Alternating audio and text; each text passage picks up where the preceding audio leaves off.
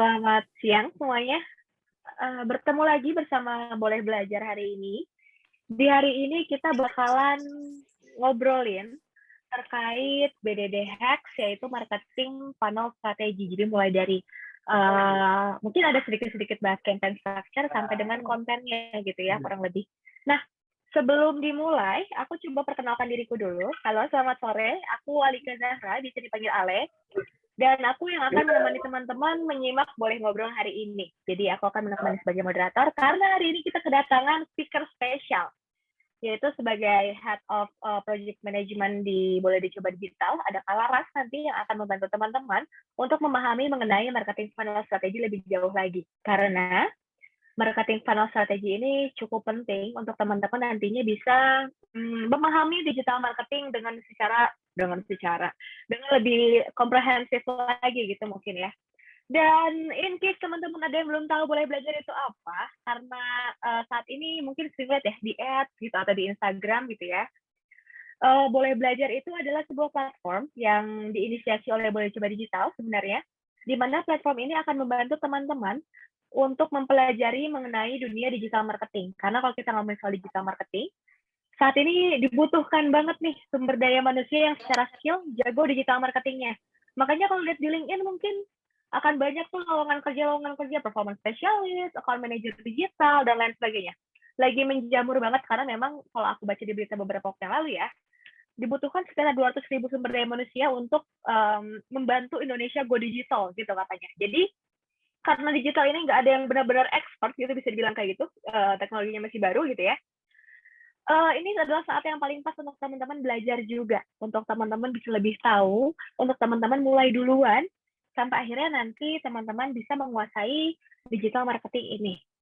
Nah, Boleh Belajar ini bukan cuma boleh ngobrol doang, sebenarnya programnya ada juga boleh ngulik, ada juga boleh belajar bootcamp, dan lain sebagainya. Kalau boleh ngobrol, kita membahas satu materi tertentu, yang nantinya spesifik gitu ya, 1 hari selesai, maka kalau boleh ngulik itu semacam short class acceleration. Jadi short course-nya mengenai satu topik khusus, misalnya tentang Facebook Ads, atau optimasi Google Ads, dan lain sebagainya. Sedangkan kalau untuk Boleh Belajar Bootcamp, itu programnya itu lebih menyeluruh. Jadi program itu lebih panjang, karena akan mempelajari mulai dari fundamental digital marketing, introduction-nya seperti apa, sampai dengan optimasi dan reporting, sampai dengan memahami data-datanya. Dan itu cross-platform ya, jadi ada Facebook, Google, dan juga bahkan ada TikTok gitu ya. Dan aku yakin teman-teman hari ini pasti udah pada mulai tahu lah ya, atau mungkin ada yang udah jadi praktisi di dunia digital marketing, atau mungkin ada yang punya brand, atau mungkin ada yang lagi kuliah tapi ingin belajar mengenai digital marketing. Nah, hari ini saat yang paling pas juga untuk teman-teman untuk belajar bareng sama Kalaras sebagai mentornya. Aduh, nggak bisa. Nah, kita akan membicarakan mengenai marketing funnel strategi.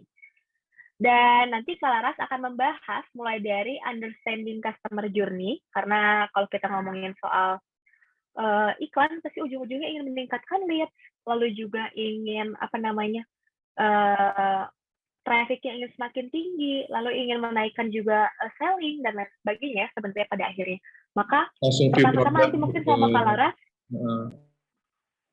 Oke, nanti sama Kalaras akan diajak untuk memahami dulu customer journey itu seperti apa. Dan lalu dilanjutkan dengan marketing funnel, karena masing-masing funnel itu punya tugasnya masing-masing ya teman-teman. Kontennya itu berbeda, purpose-nya itu berbeda, dan juga call to action juga akan berbeda gitu. Dan nanti juga akan ada funnel mapping. Nah, hari ini tuh banyak juga kaitannya dengan konten-kontenan. Jadi untuk teman-teman yang berminat menjadi social media spesialis gitu, penting banget nih untuk teman-teman tahu skill ini juga gitu, selain teman-teman yang memang ingin jadi digital marketer ataupun brand owner. Nah, mungkin selanjutnya aku coba perkenalkan dulu mentor hari ini atau speaker hari ini, ada Larasati Utoro atau biasa dipanggil Laras. Laras ini merupakan Project Management Department Head di Boleh Dicoba Digital. Dan Laras ini sudah berpengalaman mungkin ya, untuk menangani mulai dari SMB client sampai big corporation. Jadi macam-macam nih kliennya Kalaras, dan juga Kalaras banyak ngasih marketing strategi serta insight mengenai digital marketing ke masing-masing klien tersebut. Dan Laras juga menjadi spesial. Laras juga adalah seorang spesialis di bidang strategic plan. Dan sudah certified juga oleh Facebook Blueprint di Digital Marketing Associate gitu. Mungkin untuk lebih lanjutnya daripada mendengarkan Ale ngobrol panjang lebar gitu ya, lebih baik kita langsung aja nih invite ke Laras untuk hadir di Boleh Ngobrol hari ini. Halo Laras. Oh, Kak Ale, thank you banget untuk introduction-nya, Kak Ale. Mungkin ini ada beberapa teman-teman masih nggak mute ya. Coba. Iya, Udah. Soalnya agak bocor-bocor. Nah, udah di-mute semua nih, Kak. Oke, Laras, apa kabar, Laras? Baik, Ale. Ale bagaimana kabarnya? Baik dong. Jadi udah siap nih ya sharing sama teman-teman mengenai marketing funnel strategi. Wow, berat banget judulnya ya. Let's go. Segala silahkan menyimak teman-teman. Oh iya, aku mau ingetin dulu deh sebelum Laras mulai. Kalau untuk ada teman-teman yang ingin bertanya, nanti kan walaupun nanti akan ada sesi tanya jawab, tapi teman-teman bisa langsung chat aja di kolom chat. Ya, maksudnya submit pertanyaannya di sana.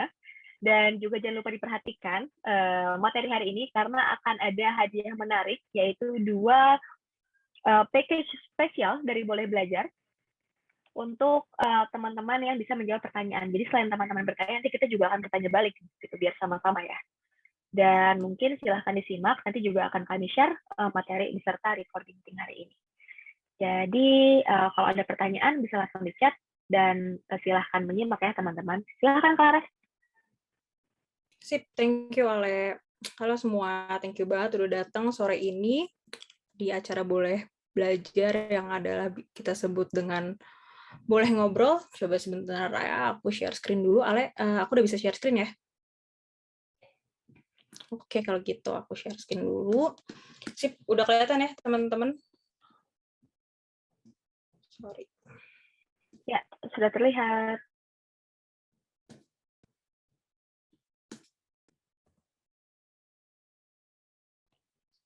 Oke, kalau gitu langsung kita mulai aja.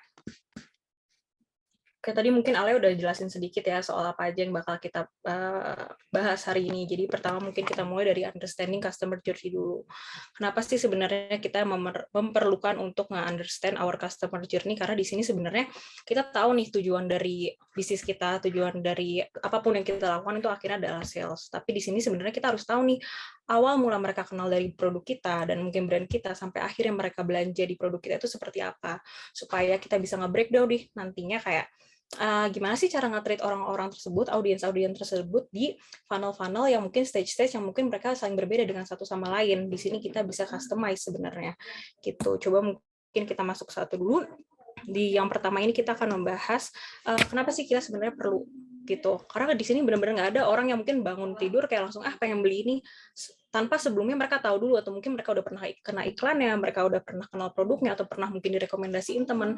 Itu sebenarnya benar-benar almost nggak ada gitu. Mereka sebenarnya di sini punya path sendiri yang adalah kita melihat di sini path-nya itu mungkin dari awal mereka kenal sampai akhir itu pasti ada journey-journey yang unik yang bisa kita ulik dan bisa kita sebenarnya custom untuk treatment kita terhadap mereka gitu. Mungkin sebenarnya kita di sini ada contoh dulu ya mengenai customer journey ya. Let's take a look at this. Contohnya adalah travel apps.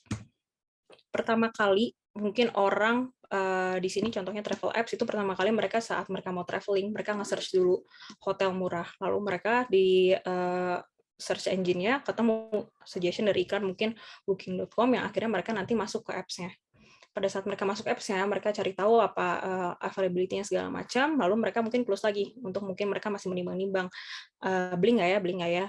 Lalu nanti mungkin pada saat mereka buka sosial media, mungkin ini sering ya teman-teman mungkin alamin yang habis nge-search sesuatu terus nongol iklannya nih. Nah, di sini sebenarnya contohnya mereka habis itu dapat iklannya yang nantinya mereka bisa bounce lagi masuk lagi ke si apps-nya itu gitu. Jadi pada saat mereka masuk apps-nya, nah di sini ada sebenarnya contoh-contoh kayak promonya gitu. Di sini mereka dapat offering yang mereka sebelumnya belum pernah dapat. Yang di sini adalah kita nge-push orang-orang tersebut untuk beli produk kita dengan ada sense of urgency yang kita kasih. Kayak di sini mungkin contohnya itu adalah promo yang cuma ada hari ini aja, yang akhirnya nanti mereka purchase dan selanjutnya mereka akhirnya isi alamat segala macam dan akhirnya mereka belanja gitu. Jadi mungkin di sini kalau misalnya kita lihat contohnya, memang setiap stage itu pasti ada journey-nya masing-masing dan ada audiensnya masing-masing.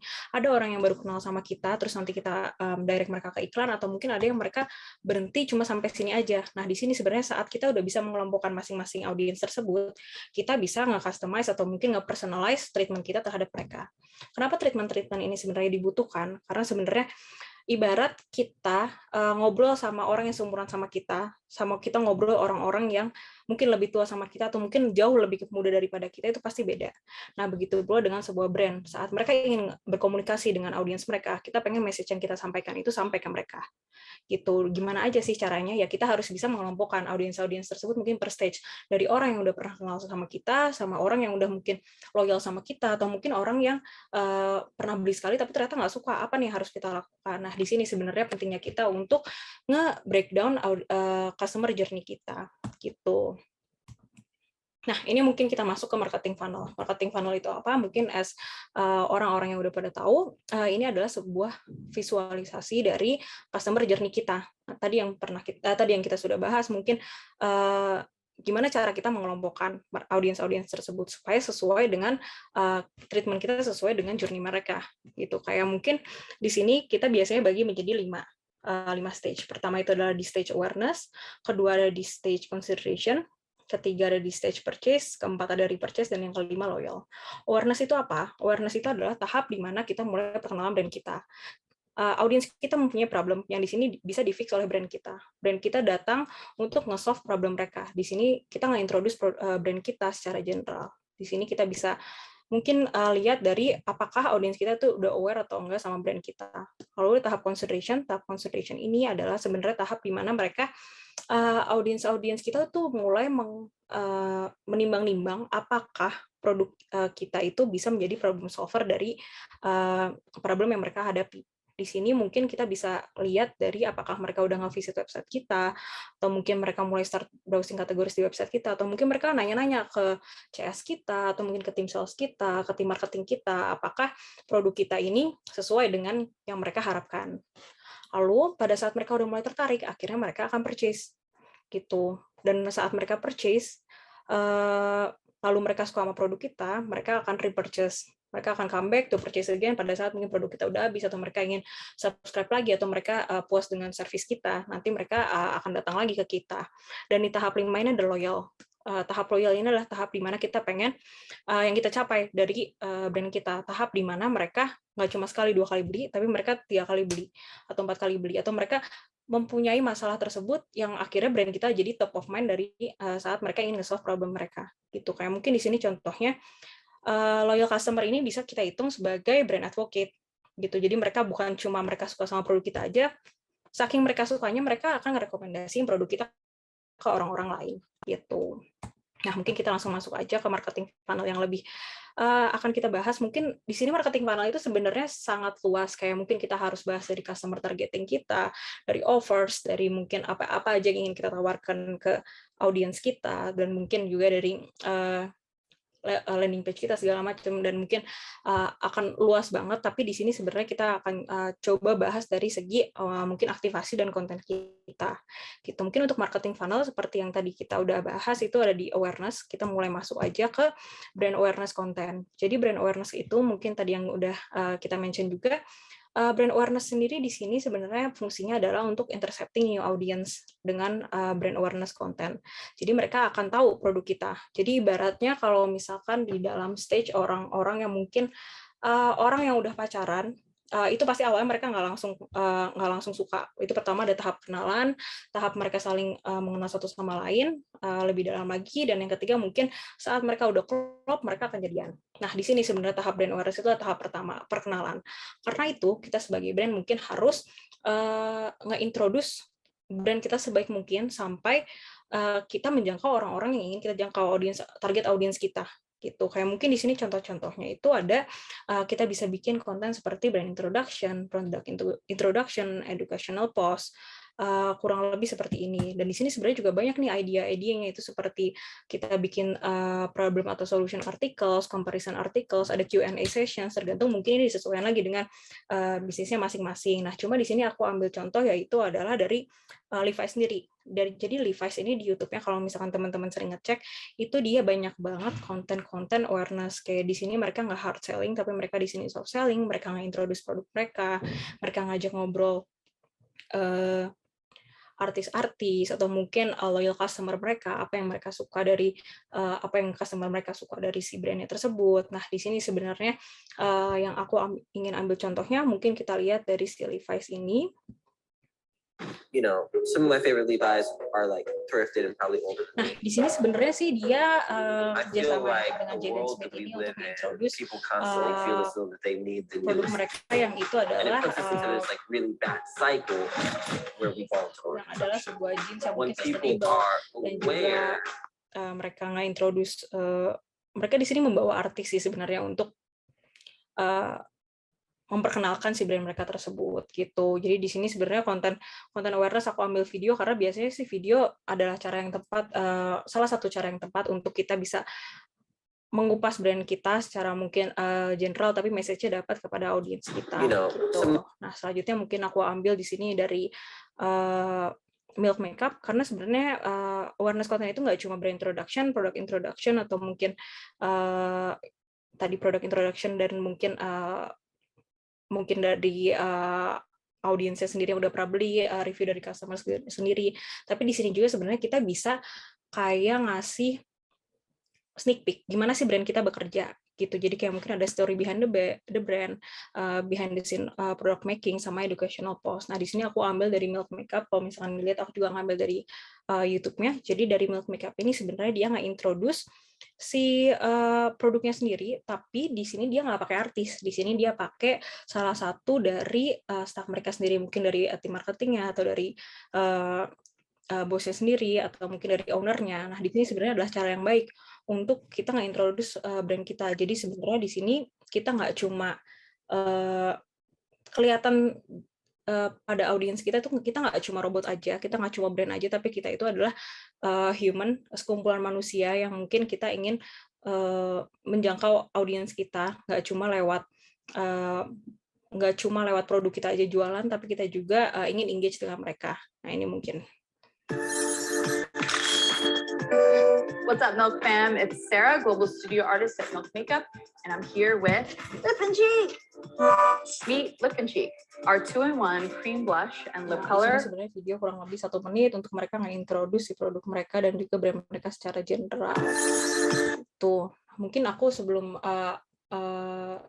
masuk ke consideration. Jadi untuk yang awareness ini sebenarnya gimana caranya kita sebagai brand untuk memperkenalkan produk kita, memperkenalkan brand kita sebagai problem solver yang dialami untuk problem-problem yang dialami oleh audiens kita dengan konten-konten ini gitu. Gimana caranya supaya message kita tersampaikan. Nah, ini mungkin aku masuk ke yang consideration content. Consideration content di sini sebenarnya adalah tahapan di mana audiens kita itu udah kenal sama brand kita, udah kenal sama produk kita, tapi mereka masih menimbang-nimbang apakah produk kita itu adalah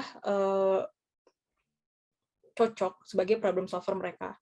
Di sini mereka udah kenal, mereka udah tahu, tapi mereka masih nggak yakin gitu. Kayak gimana nih sebagai brand itu caranya untuk meyakinkan mereka. Kalau di sini sebenarnya ya mungkin di sini salah satu suggestion dari kita bisa bikin konten-konten seperti testimonial content from customers, atau mungkin testimonial content from influencers, atau mungkin kita bisa nge-introduce ke audiens kita best selling products kita, atau mungkin kita sebatas pakai audiens kita yang udah loyal sama kita untuk meyakinkan mereka dengan mungkin kasih review di sosial media mereka, atau mungkin kita ambil reviewnya kita taruh di website kita. Itu sebenarnya bisa termasuk jadi consideration content. Nah, di sini mungkin aku ambil dari iklan. Untuk dari iklan ini kita ada L'Occitane sama ada Milk Makeup lagi. Jadi kalau misalnya kita lihat dari L'Occitane ini, dia semacam ngasih review dari customer-nya mengenai produk yang ingin mereka jual. Lalu di sini Milk Makeup juga kurang lebih seperti itu. Kenapa yang testimonial content from customers ini cukup oke? Karena sebenarnya untuk yang testimonial content from customers ini sering kita pakai di beberapa brand di BDD untuk suggestion kayak coba dong pakai kita iklanin untuk konten testimonial customers.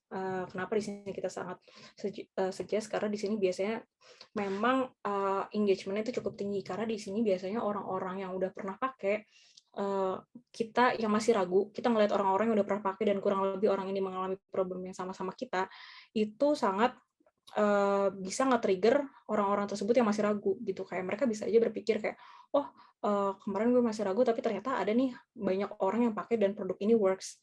Nah di situ sebenarnya kita bisa nge-trigger audiens kita yang belum pernah pakai dan akhirnya mereka lihat komen-komen dari orang tersebut dan itu sebenarnya mereka works, akhirnya mereka ingin memakainya, mencobanya gitu.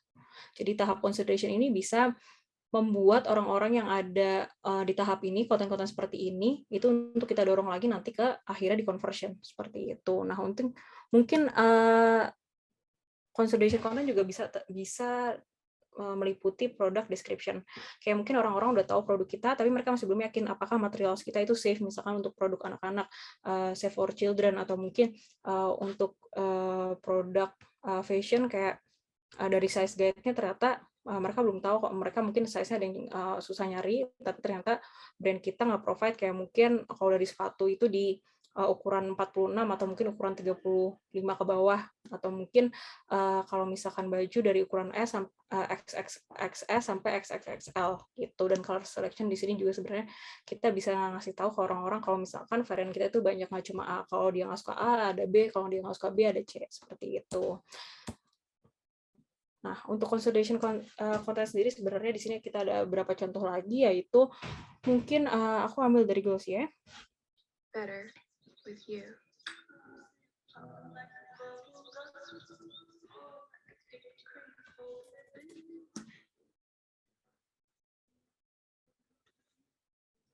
Nah, untuk yang consideration content ini sebenarnya mereka ngasih lihat kalau misalkan produk mereka itu fiturnya seperti apa, pakai easy to use, dan juga mungkin di sini mereka heavy on nge-introduce apa aja sih fitur-fitur yang dimiliki sama produk mereka yang bisa membuat audiens tersebut yakin dengan produk kita dan akhirnya mereka membeli. Gitu. Mungkin next-nya aku ada contoh dari Castify. Nah, Castify ini sebenarnya terkenal dengan mungkin case HP yang cukup mahal, tapi kita nggak tahu nih, case HP doang masa harus nge-spend sebesar 1 juta, atau mungkin harus sampai yang just tip sampai di atas 1 juta, itu apa sih emang kelebihannya? Nah, mereka di sini Castify datang dengan konten-konten ini untuk meyakinkan si customer sendiri yang mereka mungkin udah tertarik dari tahap awareness, tapi pada saat mereka lihat produknya dan harganya kayak kok mahal gitu. Nah, di sini mereka meyakinkan si audiensnya tersebut dengan konten seperti ini.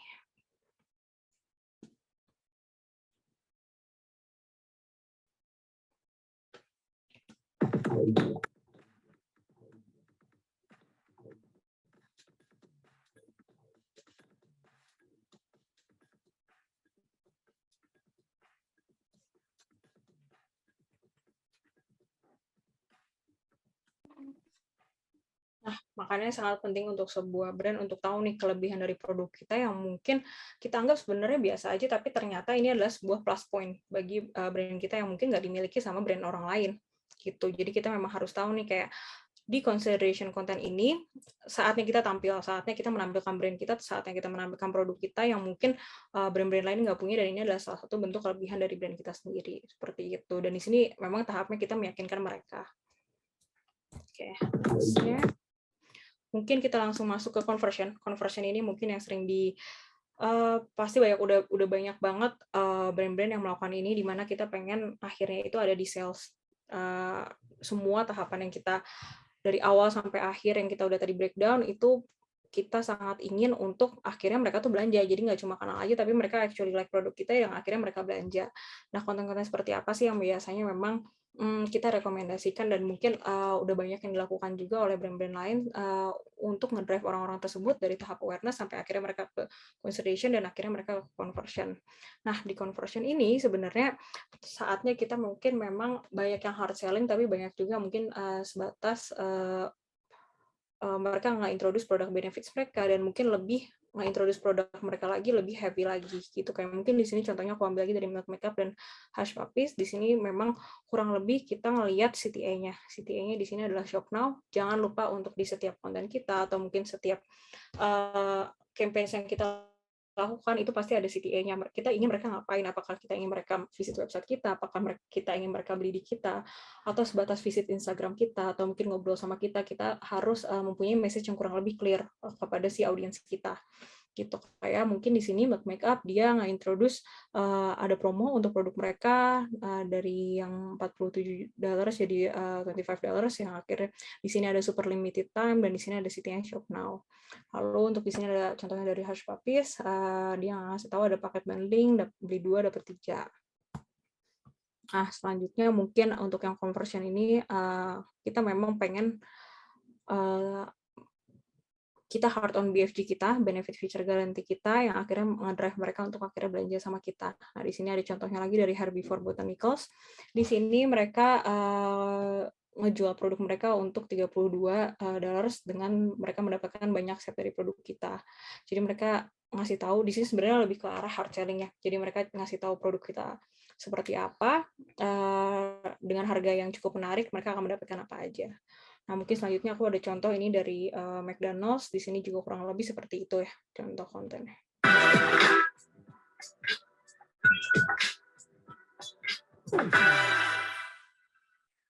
Oke, jadi contohnya tadi cukup singkat ya. Nih aku ambil dari iklannya si McDonald's sendiri. Kurang lebih memang dia nge-introduce produk mereka dan ngejual produk mereka dengan mungkin diakhiri dengan harganya dan ngasih tahu kalau ini adalah good deals. Seperti itu. Nah, setelah tahap conversion, saat orang udah purchase, kita pengen nge-drive mereka untuk mungkin purchase lagi nih, tapi dengan cara seperti apa ya. Nah, di sini sebenarnya ada banyak contoh-contoh remarketing konten. Jadi sebenarnya untuk remarketing ini, sebenarnya kita pengen nge-drive orang-orang yang udah suka sama produk kita dan udah pernah beli sekali, tapi kita remind lagi, oh kita ada event-event lain yang ingin kita introduce ke mereka yang bisa nge-drive mereka untuk beli untuk yang kedua kali atau mungkin ketiga kali. Nah, untuk yang repurchase ini sebenarnya kita pengen bisa sebenarnya menyampaikan message kita itu lewat misalkan kita ada produk baru atau mungkin ada promotional content atau mungkin kita punya bestseller content atau ada special deals for existing customers dan appreciation post untuk customer kita. Di sini mungkin aku contoh ambil dari Cotton Ink. Cotton Ink dia punya aktivasi di mana kita bisa nge-recycle produknya mereka, nanti misalkan mereka datang kita bisa nge-recycle dan mungkin nanti kita bakal dapat potongan diskon sebesar 50.000. Nah, di sini mungkin ada contoh lagi, di sini dia launching products. Dari Something Borrowed ini dia ngasih tahu kalau ada produk-produk baru. Nah, di sini mungkin ambil lagi untuk yang repurchase, kurang lebih sale ya. Di sini sale pasti teman-teman udah sering dapat, terutama di iklannya pada saat kemarin mungkin lagi 12/12, 11/11 atau di New Year sale itu pasti akan dapat konten-konten sale. Kenapa konten sale ini banyak sebenarnya ada di tahap repurchase? Karena pada tahap repurchase ini kayak sebenarnya kita ngasih diskon ke mereka untuk orang-orang yang udah pernah beli produk kita. Jadi misalkan atau mungkin bundling. Jadi kayak misalkan kita nawarin bundling tapi ke orang-orang baru yang belum pernah nyobain produk kita. Nah, itu takutnya memang bisa possible kalau misalkan produk tersebut campaign tersebut backfire ke kita karena mereka belum pernah kenal produk kita tapi kita langsung menyuruh mereka beli 2 padahal mereka belum pernah nyobain sekali 2 kali bahkan mereka belum pernah nyobain. Nah, itu kita bisa datang dengan konten-konten remarketing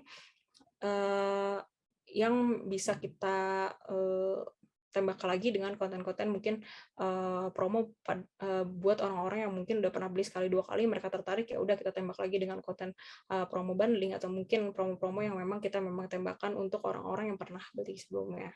Nah, di sini mungkin aku ambil dari online course namanya Udemy. Di sini lebih ke arah upselling dan cross selling. Jadi misalkan aku udah pernah ikut event Udemy yang mungkin tentang UI UX course. Nah, habis itu aku udah selesai, habis itu besokannya setelah aku selesai course itu aku di cross selling dengan dapat konten iklan Udemy di sini. Nah, si Udemy sendiri ini sebenarnya ngasih tahu kalau misalkan kita ada course baru yaitu Learn Digital Marketing. Gitu. Jadi nanti pada saat dia udah selesai course 1, kita cross selling lagi dan ini masuknya ke repurchase, dia bisa beli sekali, habis itu dia bisa beli 2 kali gitu.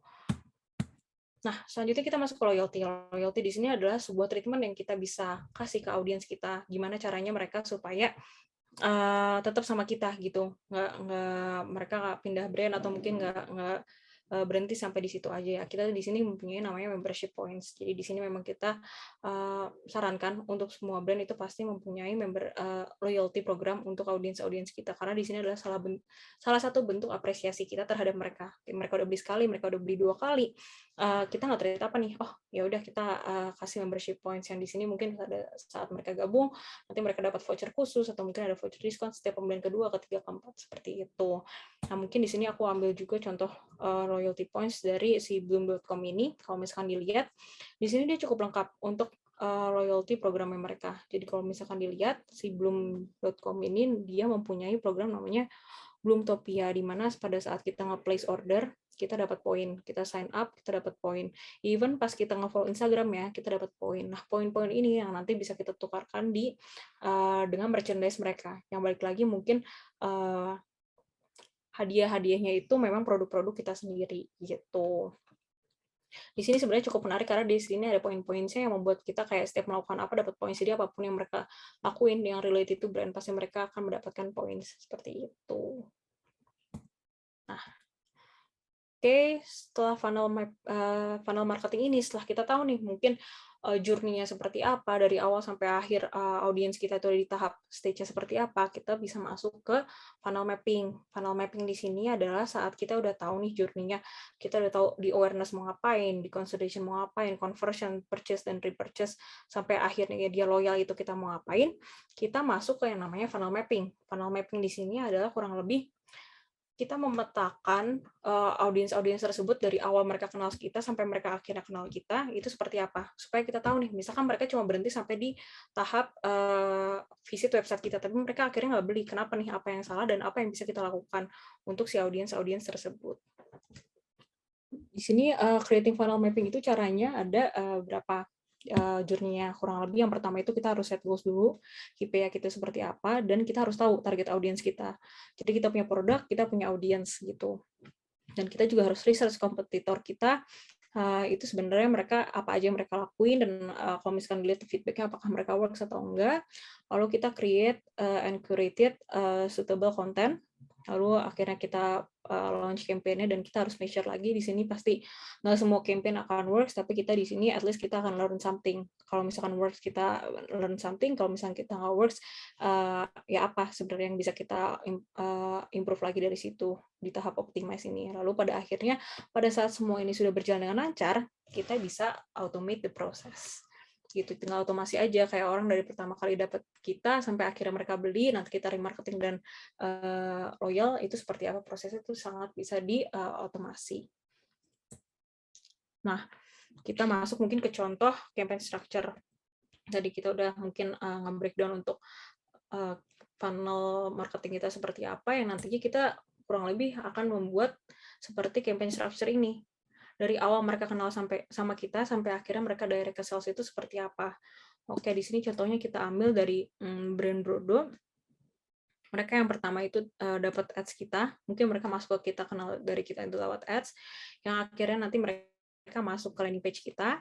Pas udah masuk ke landing page ini, kalau misalkan mereka tertarik, mereka akan melihat produk kita. Tapi kalau misalnya nggak tertarik, apa nih yang kita lakukan? Nah, fungsinya funnel mapping di sini adalah untuk kita mempunyai backup plan dan clear plan untuk audiens kita yang udah masuk ke sini. Itu akan kita apakan? Apakah kita nanti akan otomasi lewat email marketing, atau mungkin kita akan tembak lewat iklan, atau mungkin kita akan kontak WhatsApp mereka saat mereka udah subscribe di kita, atau mungkin masukin nomor mereka.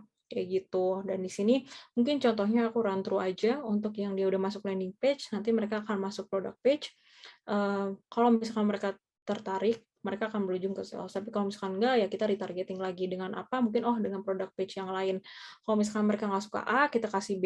Kalau misalkan mereka nggak suka B, ntar kita kasih apa lagi. Dan itu akan terus berjalan. Jadi jangan sampai audiens kita, itu yang udah masuk ke kita, itu pergi gitu aja. Karena di sini sebenarnya dengan mereka udah ngeklik iklan kita dan masuk ke landing page kita, itu sebenarnya salah satu bentuk kalau mereka tuh nggak cuma lewat aja. Mereka di sini tertarik, tapi kenapa nih? Apa nih yang bikin mereka nggak tertarik? Nah, itu sebenarnya audiens-audiens yang harus kita olah lagi. Gitu. Kayak di sini mungkin contohnya kalau misalkan nggak tertarik, kita retargeting lagi. Kalau misalkan dia masih nggak tertarik, kita kasih offers yang lain. Mungkin dia udah pertama kita kasih produk nggak cocok, ternyata kasih produk kedua nggak cocok, tapi ternyata pas kita kasih promo first purchase untuk orang-orang yang baru pertama kali purchase, atau mungkin kalau misalkan dia nge-refer ke orang, dia bisa dapat potongan diskon tertentu atau mungkin ada voucher tertentu, itu baru dia tertarik, oh mungkin audiens-audiens seperti ini bisa kita arahkan ke mungkin yang barang-barangnya emang dikhususkan untuk promo, seperti itu. Nah, next-nya mungkin ini yang campaign structure aja. Jadi di sini sebenarnya ada beberapa campaign structure yang bisa kita breakdown untuk audiens-audiens kita, gitu. Jadi fungsinya apa? Jadi campaign structure ini nggak mungkin cuma 1-2, jadi kita memang yang tadi kita udah bahas, setiap audiens kita ada di stage yang berbeda-beda, dan ini adalah cara kita untuk nge-breakdown satu-satu, dan kita bisa mapping gimana cara kita nge-treat mereka. Karena balik lagi, tadi aku udah bilang, untuk yang audiens-audiens ini nggak bisa di-treat sama aja semuanya. Dari aku yang udah kenal sama ada orang yang mungkin baru banget ngelihat iklannya selewat, itu pasti treatmentnya beda-beda. Dan di sini cara kita untuk menjangkau mereka dari segi yang mungkin lebih personalized, kurang lebih gitu. Nah, untuk campaign structure ini mungkin ada banyak ya. Ini mungkin aku ambil dari yang kedua, mungkin dia masuk ke kenal kita lewat quiz-quiz yang ada di website kita. Kalau misalnya mereka tertarik, kalau mereka akan masuk ke content solution kita. Kalau misalnya mereka nggak tertarik, mereka masuk ke email marketing automation kita, karena mereka di sini udah pernah submit email. Lalu kalau misalkan mereka tertarik lagi, masuk ke landing page. Kalau misalkan mereka tertarik lagi sampai akhirnya ke sales. Kalau enggak, ya mungkin kita reminder lagi dengan sesuatu itu. Dan ini sebenarnya ada banyak banget, ini pasti infinite ya untuk campaign structure ideas-nya. Dan di sini sebenarnya cuma contoh-contoh yang ingin kita kasih lihat aja secara mungkin general, kurang lebih kayak gitu untuk campaign structure-nya. Gitu. Oke, mungkin kalau dari materi hari ini kurang lebih seperti itu. Mungkin sebelumnya kira-kira apakah ada pertanyaan dulu kah? Ale, sorry, masuk ke Q&A section ya.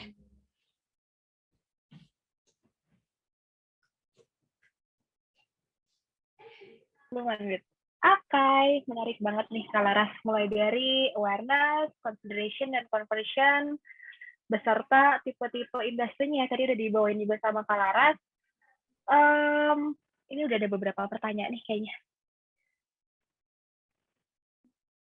Oh, belum. Ternyata belum ada beberapa pertanyaan ya. Jadi sambil kita ngobrol-ngobrol dulu kali ya, Kalaras. Mungkin biasanya kalau misalnya dari teman-teman yang membuat konten, terutama konten apps gitu ya, pertanyaannya itu sebenarnya apakah ada kaitannya nggak sih Ras gitu. Ini ambil kita ngobrol buat teman-teman yang lain juga ya, biar nge-trigger teman-teman untuk bertanya, siapa tuh masih pada bingung gitu ya. Biasanya ada nggak sih Ras kaitannya, kaitan paling besar antara konten sama performance kalau untuk di apps itu di part mana ya Ras? Maksudnya apakah si konten ini peranannya sebesar itu atau kayak gimana? Oke, konten sebenarnya bisa menjadi salah satu trigger juga yang cukup berpengaruh terhadap decision making proses dari si audiens kita. Kayak mungkin ibarat gini, kita masuk ke toko, kita jalan-jalan ke mall, kita ngelihat toko yang mungkin sesuai banget sama yang kita suka. Kayak mungkin kalau misalkan orangnya suka colorful, tokonya ini colorful. Nah, ini bisa nge-trigger orang-orang tersebut untuk masuk ke toko tersebut. Nah, itu sebenarnya fungsinya konten. Jadi konten pada saat mungkin kita lihat dari iklan kayak, oh ini lucu banget kontennya dan produknya juga lucu. Pas kita masuk kayak, oh ternyata memang ini produk sesuai dengan kita. Nah, seperti itu sih sebenarnya fungsi konten tersendiri gitu. Jadi diibaratkan kalau misalkan brand offline, cover toko dari kita, nah itulah sebenarnya sih peranan dari konten tersebut gitu. Nah, tuh kan benar. Sekarang udah ada pertanyaan-pertanyaan nih, Ras. Terima kasih banyak ya jawabannya, Ras. Jadi emang kalau misalnya kita ngomongin funnel mapping juga ada kaitannya ya sama konten yang bagus untuk nge-drive orang-orang untuk melakukan certain action ya, Ras ya. Ini ada pertanyaan dari Habibah. Hai Kak, ingin bertanya, bagaimana funnel marketing untuk UMKM yang budgetingnya terbatas, misal 3 juta per bulan? Menurut Kak Laras, adakah minimal budget yang ideal agar bisa melakukan keseluruhan jenis campaign? Terima kasih. Oke, aku langsung jawab aja, Le. Oke, thank you, Le. Untuk budget sendiri sebenarnya itu pasti disesuaikan lagi ya dengan brand-nya, dan jangan sampai untuk funnel mapping ini memberatkan brand tersebut gitu. Jadi misalkan sesimpel mungkin balik lagi urusannya kalau konten nih, kita cuma punya beberapa aset, mungkin 3 aset karena kita belum punya photoshoot atau mungkin kita belum punya resource yang membandai untuk terus-terusan photoshoot. Nah, ini sebenarnya yang sangat penting dari funnel mapping itu adalah gimana message kita tersampaikan. Dengan mungkin satu konten itu bisa kita ubah-ubah jadi dalam bentuk video, dalam bentuk GIFs, dan dalam bentuk still image ke dalam 3 journey yang berbeda. Dari tahap consideration, awareness, mungkin video tersebut akan nge-introduce produknya secara general, dan mungkin dari consideration kita langsung product details, yang pas conversion kita langsung mungkin pasang promo atau mungkin pasang harga. Nah, seperti itu sih sebenarnya. Untuk budget sendiri sih sebenarnya pasti kurang lebih harusnya menyesuaikan dengan brandnya, dan jangan sampai funnel mapping ini memberatkan, tapi kita juga harus tahu nih campaign-campaign seperti apa aja yang actionable dan doable untuk brandnya sendiri. Dan ini mungkin perlu kita riset-riset lagi ke brand-brand yang kurang lebih mirip-mirip juga sama brand kita, kayak apa aja yang udah mereka lakuin, apakah works atau enggak, karena di situ sebenarnya kita juga bisa dapetin dan belajar bareng-bareng gimana aja brand-brand tersebut bisa ngejalanin mungkin full funnel marketing gitu. Oke, Kak Habibah udah menjawabkah jawaban dari Laras? Nanti mungkin boleh di kolom chat aja ya. Nih aku akan langsung ke pertanyaan berikutnya karena udah ada beberapa pertanyaan. Oh, udah cukup jelas katanya Ras. Terima kasih. Halo Kak, izin bertanya dari Faisal Abdul Rafi. Kalau untuk kita yang baru mau membangun brand, strategi marketing apa yang paling efektif untuk tingkatin brand awareness ke brand kita? Nih, menarik ya. Berarti lagi membangun brand ya, Kak Faisal ya? Oke, mungkin ini balik lagi ya ke kita jualannya apa. Tapi kalau misalkan brand yang memang sudah sering dihandle dengan BDD, itu banyak banget yang pakai either ads atau mungkin KOL. Karena di sini KOL sendiri mungkin kita sangat rekomendasikan KOL-KOL yang memang menggambarkan brand kita. Karena kenapa kita menyarankan KOL juga, karena KOL ini sebenarnya punya community-nya sendiri. Orang yang nge-follow mungkin Fadil Jaidi adalah orang-orang yang seperti itu. Orang-orang yang sesuai sama pengikutnya itu, mereka sangat suka dengan apa yang dia lakukan. Mereka suka dengan apa yang dia pakai, atau mungkin memang dia mempunyai community yang kuat. Kayak mungkin Arif Muhammad, setiap dia ngepromosin sesuatu, itu pasti brandnya naik. Oh, itu karena apa ya? Karena mungkin sesuai gitu. Jadi mungkin tahap pertama itu adalah kita tahu dulu kita ingin jualan apa dan target market siapa, lalu kita bisa memilih dari situ KOL-nya siapa aja. Dan KOL itu mungkin ada yang ngurus, ada yang enggak, tapi kalau misalnya sesuai dengan target market kita dan visi dan misi dari si brand kita sendiri, itu should be works gitu. Dan juga aktivasi-aktivasi lainnya seperti campaign-campaign besar yang mungkin kita bikin campaign viral, itu biasanya bisa membantu membangun brand-brand untuk awal dari awareness-nya gitu. Hopefully. Oke, terima kasih Kak Laras. Ya, betul Oke. banget nih Kak Faisal, kurang lebih kayak gitu ya. Kalau misalnya untuk brand baru, selain dibangun organic presence-nya, KOL juga bisa membantu ya. Nanti ketika memang sudah lebih sustain, baru ditambahin ads dengan objektif brand awareness ataupun reach, mungkin ya untuk ad recall ataupun reach. Selanjutnya ada dari Kak Ivan Kristiawan Zega. Hai Kak, bagaimana untuk riset market yang tepat untuk produk kita? Nah, ini align nih sama yang tadi ya. Gimana marketnya? Nah, sekarang pertanyaan lanjutan berarti. Oke, mungkin aku akan ngebahas secara singkat aja. Jadi sebenarnya untuk riset ini banyak banget yang bisa kita lakuin. Pertama itu dari internal kita, either kita bisa nge-research dari customer kita sendiri, atau mungkin orang-orang yang udah pernah beli dari produk kita, kenapa mereka suka sama kita, kenapa mungkin yang udah pernah beli itu ternyata nggak beli 2 kali, itu kenapa mereka nggak suka, atau yang ketiga itu mungkin pada saat orang nanya tentang produk kita, mereka akan nge-suggest produk kita itu kenapa. Lalu kita juga bisa, selain kita bisa customer research, kita juga bisa customer research dari brand lain. Dari brand lain itu kita sebenarnya bisa ngelihat dari marketplace. Di marketplace ini kan sebenarnya banyak review-review dari orang-orang. Kayak mungkin kita jualan sepatu, kita nyari brand-brand kita juga yang kita jadiin benchmark sebagai kompetitor kita. Lalu kita breakdown nih, oh apa aja yang kurang dari produk mereka, dan apakah produk kita itu better dari produk mereka, atau mungkin oh ternyata mereka betternya si brand yang lain ini better dari soalnya, oh ternyata soal kita harus improve juga, gimana cara kita supaya bisa improve lebih dari mereka, kayak gitu. Jadi mungkin untuk riset market yang tepat itu pertama bisa kita research customer kita, lalu kita bisa research dari kompetitor kita lewat mungkin marketplace atau mungkin sosial medianya dan audiensnya mereka. Lalu sebenarnya kita juga bisa sembari cari-cari informasi mungkin di news-news segala macam, apa aja tren market trends yang lagi berjalan sekarang gitu, terutama mungkin untuk banyaknya kayak misalkan ada Google Trends segala macam, itu kita bisa ngelihat juga apa aja yang lagi in dan apakah produk kita itu masih relevan atau enggak. Kurang lebih sih banyak yang memang untuk awal-awal masih bingung ya untuk research-nya gimana, tapi mungkin saran kita yang paling doable itu adalah either kita visit ke kompetitor kita, dan juga mungkin kita ngelihat dari marketplace dan mungkin website segala macamnya, reviews-nya dari kompetitor kita, dan kita juga nggak lupa ngelihat dari brand kita sendiri, dari audiens kita yang udah pernah beli atau yang mungkin ternyata mereka udah pernah ngontak ke WhatsApp kita tapi mereka nggak lanjut beli, ya mungkin itu kita harus cari tahu alasannya itu kenapa gitu. Dari situ sih sebenarnya. Oke, terima kasih Ras. Jadi pertama-tama berangkat dari USP dan benefit feature guarantee brand-nya dulu ya, biar kita tahu nih audiens yang mana yang paling cocok.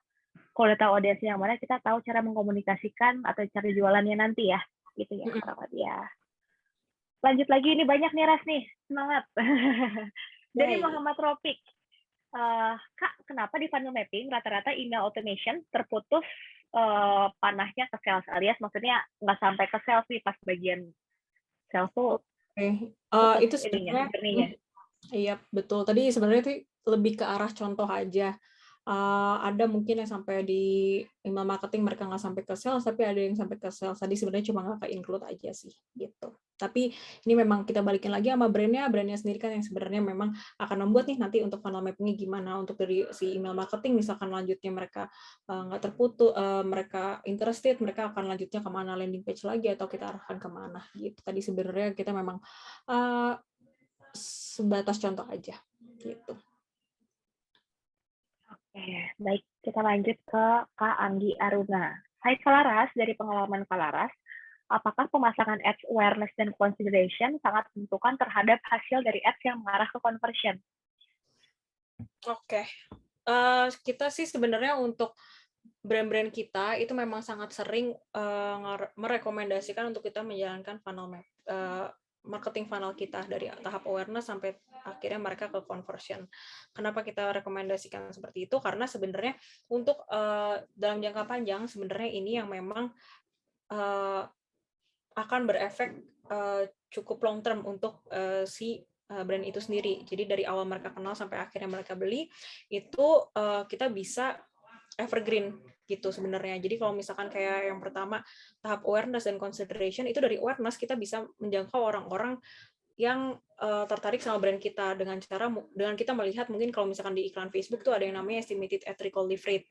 Awareness kita tuh sebenarnya relevan nggak sih sama audiens kita, lalu nanti tahap di consideration kita biasanya menentukan dengan mungkin landing page views atau mungkin orang-orang yang udah ngelihat landing page kita itu sebenarnya dia quality audience atau enggak nih. Nanti pada saat yang terakhir kita masuk ke conversion, kita bisa nge-retargeting lagi orang-orang tersebut gitu. Jadi untuk si juri sendiri ini sebenarnya kita bisa mengkerucutkan mereka yang memang tertarik sama brand kita, itu mereka udah ada di buying journey kita sebenarnya untuk dari awareness dan consideration, yang nanti pada saat conversion kita bisa tembak lagi dengan konten-konten retargeting gitu. So far sih memang so far berpengaruh, tapi mungkin aku nggak bisa bilang kayak nggak menutup kemungkinan untuk yang orang-orang cuma jalanin consideration dan conversion ini mendapatkan hasil ROAS yang cukup bagus. Tapi menurut pengalaman kita itu orang-orang yang memang sudah brand-brand yang cukup menjalankan dari full funnel dari awareness, consideration dan conversion itu memang dari segi journey iklannya itu cukup baik. Dan takutnya nih misalkan kita jalanin conversion aja belum apa-apa, orang belum kenal, belum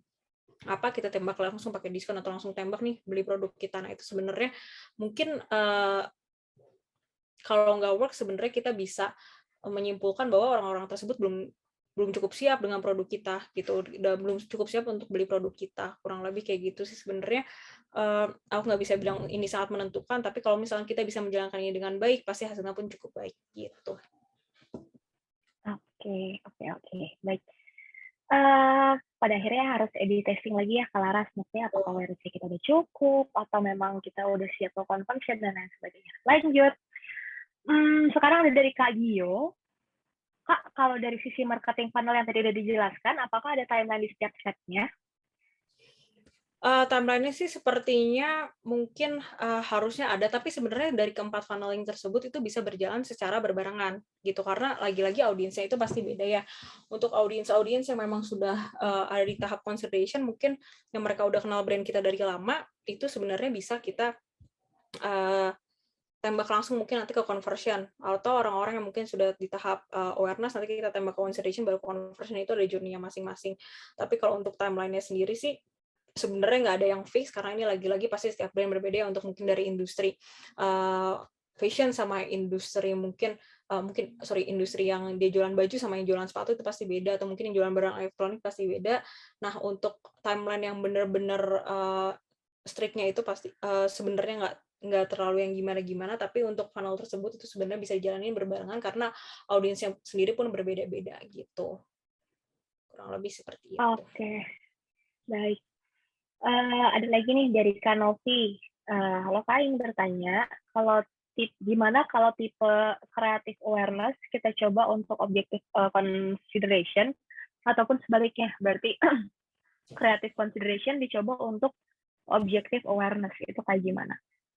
Oke, itu sebenarnya cukup bisa ya, karena lagi-lagi yang mungkin tadi aku udah sempat mention, sebenarnya sih bukan untuk si kontennya itu sebenarnya ada fine line nih di antara awareness, consideration, dan conversion. Tapi gimana cara kita mengemas konten tersebut jadi konten-konten untuk setiap funnelnya gitu. Kayak misalkan konten yang sama tadi, konten Glossier yang mungkin dia nggak introduce si produknya tersebut, itu bisa aja kita ubah jadi konten conversion. Kalau misalkan mungkin kopinya kita bedain, atau mungkin dari produk highlight itu kita bedain, tapi mungkin dengan konten yang sama itu sebenarnya bisa kita coba-coba ke funnelingnya masing-masing. Yang penting message-nya itu memang sesuai, message awareness di awareness, message consideration di consideration, dan message conversion di conversion gitu. Sebenarnya itu pasti nggak akan jadi masalah, dan kita juga sebagai brand memang harus A/B testing ya. Siapa tahu mungkin memang konten-konten yang untuk sebenarnya kita peruntukkan untuk awareness ternyata cocok di consideration, ya itu sebenarnya mungkin yang kita harus pelajari lagi gitu.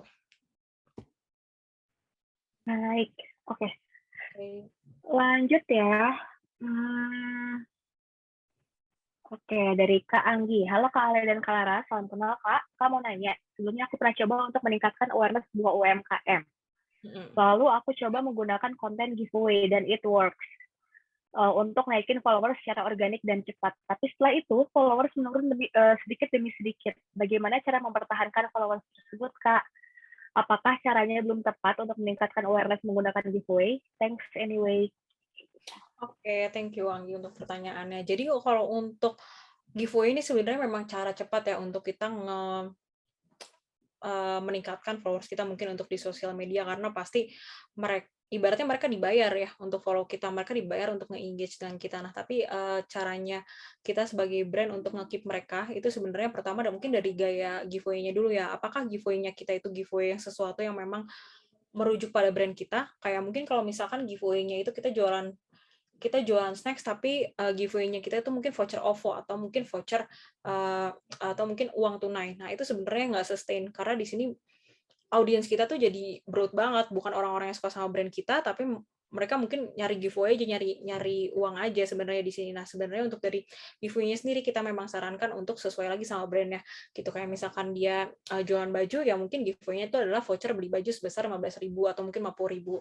Lalu mungkin untuk cara nge-keep-nya gimana nih? Ya kita mungkin harus nge-breakdown lagi nih. Jadi untuk di sosial media ini sebenarnya kita juga sarankan pakai si marketing funnel ini. Dengan pertama mungkin dari segi awareness dan mungkin dari segi consideration itu adalah kita bisa breakdown gimana cara kita engage dengan audiens kita. Ibarat kalau misalkan kita masuk ke rumah, si audiens kita ini kita pada saat giveaway ini kita undang nih untuk rumah kita. Nah, pada saat di Instagram itu mereka udah nge-follow Instagram kita, mereka udah masuk ke rumah kita, apa yang akan kita lakukan? Oh, kalau misalnya kita ada tamu, biasanya pasti kita nge-treat, kita ngasih makanan, atau mungkin kita beri hiburan, kita ajak ngobrol, kita ajak main. Itu sebenarnya salah satu cara untuk kita tetap nge-keep mereka. Kita adain mungkin kuis-kuis, kita adain produk produk review, produk educational product, untuk postingan-postingan kita. Pokoknya sesuatu yang memang meningkatkan perhatian mereka dan rasa ingin mereka tahu di Instagram kita gitu. Jadi kurang lebih memang untuk dari Instagram ini sendiri mungkin perumpamaannya seperti yang tadi aku bilang, kayak ini udah kita mengundang orang untuk datang ke rumah kita, gimana cara kita nge-treat mereka gitu. Dan ngehibur itu adalah salah satu cara yang tepat, karena di sini sebenarnya mereka follow kita itu pasti ada alasan selain mungkin giveaway, ya mungkin awal-awal mereka tertarik, tapi gimana cara kita mencoba untuk mereka supaya tetap tertarik sama kita dan akhirnya nggak unfollow, yaitu mungkin dari story-nya kita, postingan kita harus lebih engage, kita lebih ngajak ngobrol mereka lagi, dan kita adain tanya jawab, kita adain hal-hal seru yang mungkin kita bisa anggap itu menghibur mereka gitu. Jadi mungkin kita bisa breakdown juga, dan ini sebenarnya banyak sih cara untuk tetap entertain mereka gitu. Apalagi sekarang kan fitur Instagram udah banyak ya, kayak mungkin ada reels, ada polling, ada voting segala macam kayak gitu. Dan itu sebenarnya fitur-fitur yang harus kita pakai dan kita manfaatkan seperti itu. Baik, menarik ya tentang giveaway ini, karena sekarang juga mulai banyak ya rasanya quiz hunter yang sebenarnya akun-akun bodong gitu, dia kerjanya nyari-nyari quiz. Jadi bisa jadi tuh followersnya turun karena hal itu juga. Karena kan Facebook lagi sering-seringnya nih nyari akun bot gitu ya. Betul. Oke, kita lanjut ke Galistan. Hai Kalaras, mau nanya mengenai timeline funnel-nya. Benar. Dalam 1 bulan, apakah ads untuk brand awareness harus on terus, atau bisa kita off di pertengahan bulan dan kita jalankan ads conversion purchase di akhir bulan? Thank you. Oke, ini tergantung lagi ya sama mungkin gaya berjualan kita itu bagaimana, tapi sebenarnya kalau untuk pengalaman kita untuk brand awareness itu biasanya memang konten-konten yang memang terus berjalan. Jadi untuk awareness ini biasa memang kita karena konten ini pasti kita untuk intercepting new audience, di mana sebenarnya kita pengen terus-terusan ngambil orang baru, dan kalau misalnya kita mungkin conversion dan itu audiensnya lebih kecil dari awareness, itu kita bisa nyari audiens barunya itu dari tahap awareness untuk orang-orang tersebut yang mungkin memang kita menjangkau orang-orang tersebut itu sebulan penuh, dan mungkin kita tembak dari conversion itu pada saat kita ingin mereka untuk membeli. Tapi untuk si awareness, consideration, conversion yang dijalankannya timeline-nya seperti apa, itu sebenarnya kalau dari kita sendiri sih pasti kita berjalan berbarengan gitu, karena lagi-lagi audiensnya itu beda, dan misalkan audiens yang udah sampai di awareness, nanti kita bisa di consideration itu bisa kita retargeting lagi, di conversion itu bisa kita retargeting lagi sebenarnya gitu. Jadi untuk nyari audiens ini sebenarnya kita sangat sarankan untuk nggak berhenti gitu untuk di awareness ini. Dan untuk conversion pada saat kita ingin jualan juga nggak berhenti, karena audiensnya sendiri ini pasti udah lebih terkerucut lagi gitu. Gitu kurang lebih. Oke. Baik. Ada lagi nih. Halo Kak, nama saya Ridu. Mau bertanya, gimana strategi marketing funnel yang cocok kalau brandnya adalah jasa konsultan pajak? Sedangkan ternyata ada kode etik profesi konsultan yang tidak boleh melakukan promosi secara frontal atau terang-terangan. Oh, ini kayak law firm lagi ya case-nya ya. Yes. Ya sebenarnya kurang lebih ini mungkin sama kayak itu ya, kayak jualan rokok ya, itu kan sebenarnya kita nggak boleh benar-benar tunjukin untuk rokoknya masing-masing, tapi di sini mungkin kita ngambil nilai-nilai dari si rokoknya tersebut gitu. Kayak mungkin untuk dari jasa konsultan pajak, di sini mungkin kita harus tahu sendiri untuk audiens kita itu siapa, targetnya kita itu siapa dulu, dan bagaimana mereka mendapatkan informasi tentang konsultan pajak ini, gimana cara mereka untuk dapat dari konsultan pajak ini. Apakah mereka itu nyari di internet, atau mungkin mereka nunggu disamperin sama konsultan pajak. Nah, itu yang sebenarnya kita harus tahu dulu untuk si audiens kita ini, bagaimana cara mereka untuk sampai ke kita gitu. Dan di situ kita harus mungkin breakdown kayak, oh mungkin ternyata mereka nunggu ada sales marketing yang nelponin, atau mungkin ada sales marketing yang nyamperin. Nah, seperti itu mungkin yang nanti kita bisa breakdown lagi untuk strategi marketing funnel-nya gitu. Untuk pertama dari tahap kita kenalan, mungkin kita samperin langsung. Yang kedua itu mungkin tahap consideration, di mana setelah mereka nggak ada kabar, kita tetap follow up, tapi kita juga kasih tahu nih ternyata brand atau mungkin perusahaan A, B, C udah pernah pakai produk kita, jasa kita, dan mereka dapat menurunkan mungkin konsultasi pajak mereka itu works banget segala macam, dan akhirnya mereka jadi customer kita gitu. Kurang lebih sih seperti itu ya. Jadi mungkin kita harus breakdown dulu biasanya seperti apa nih audiens dari jasa konsultan pajak ini, yang nantinya kita bisa breakdown lagi dengan cara kita menjual produk kita gitu. Betul. Dan mungkin insight sedikit juga, karena memang sempat ada beberapa konsultan yang masuk nih waktu itu ke Gigi. Mungkin bisa ini nih Mas Rido, kayak kita bisa buat media sosial itu jadi educational platform ya gitu, untuk orang-orang lebih paham lagi tentang pajak ataupun cara-cara misalnya membayar pajak atau pelaporan pajak dan lain sebagainya. Nanti berangkat dari sana, kan udah terlihat seperti expert ya, berangkat dari sana nanti kita secara subtle bisa sulitin message kalau misalnya kita adalah partner yang tepat gitu. Atau kalau misalnya mau lebih heboh lagi tuh bisa kayak Ditjen Pajak ya, tap in ke Ganteng, review saldonya dong gitu kan. Untuk organiknya, tapi kalau untuk ads-nya nanti turunan dari sana sih bagusnya kayak gitu. Lanjut lagi, kalau Ras nanya lagi nih, Galistan. Hai Kak, mau tanya lagi. Saat di funnel brand awareness, apakah bisa menggunakan audience lookalike dari data orang-orang yang sudah purchase, atau kita pakai interest biasa yang berkaitan dengan bisnis kita aja ya? Thank you. Ini bisa mungkin kita speaking based on experience juga, kita sebenarnya bisa pakai dua cara ini sih sebenarnya. Untuk lookalike ini kan sebenarnya orang-orang baru banget ya. Kita mungkin jangan lupa untuk nge-exclude orang-orang yang udah pernah ada di buying journey kita, yang mungkin udah pernah visit, kita harus exclude.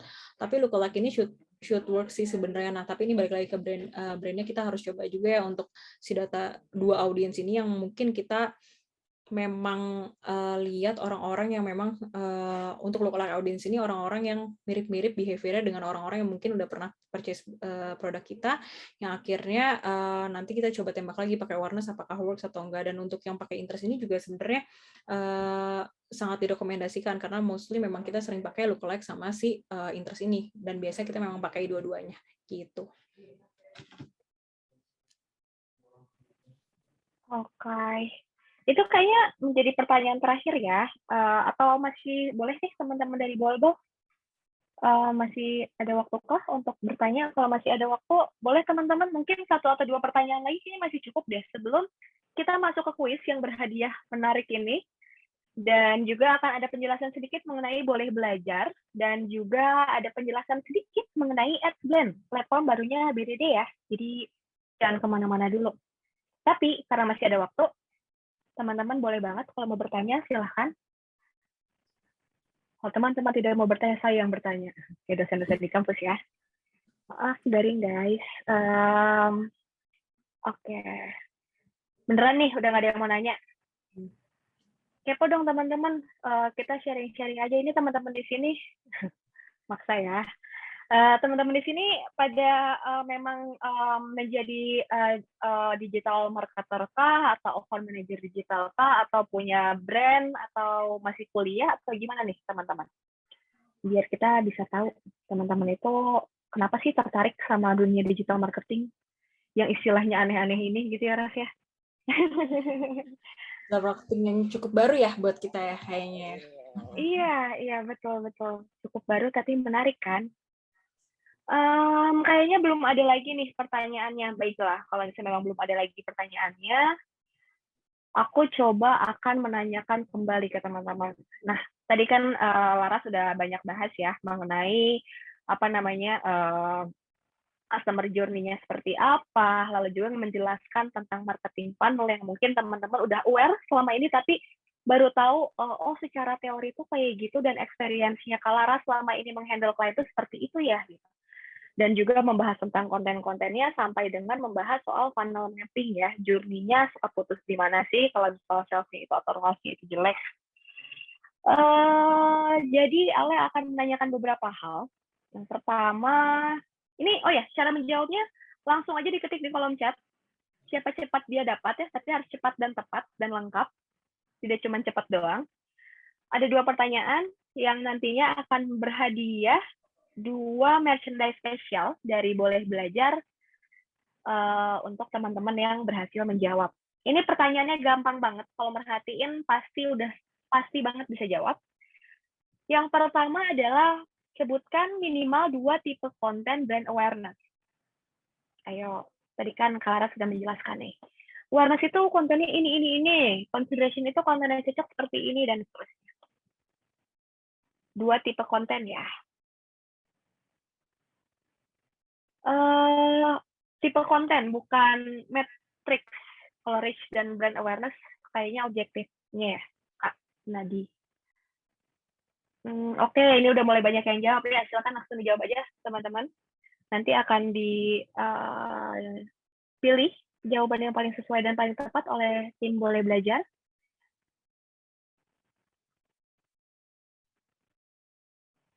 Ayo. Wow, sudah banyak. Sebentar ya, aku coba sambil ceki-ceki.